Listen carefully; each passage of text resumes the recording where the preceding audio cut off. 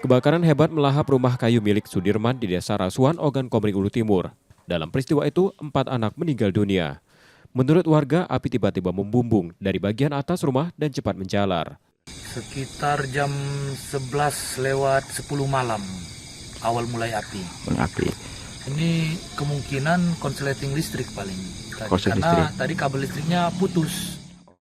Polisi mencatat korban tewas adalah Yoga 10 tahun, Aditya 14 tahun, Aldri 13 tahun, dan Marson 13 tahun. Seluruhnya pelajar SMP asal desa setempat. Mungkin mereka tertidur dan tidak mengetahui adanya api. Akhirnya api itu membesar, 4 orang tersebut tidak bisa menyelamatkan diri. Akhirnya menjadi korban terkait kebakaran semalam.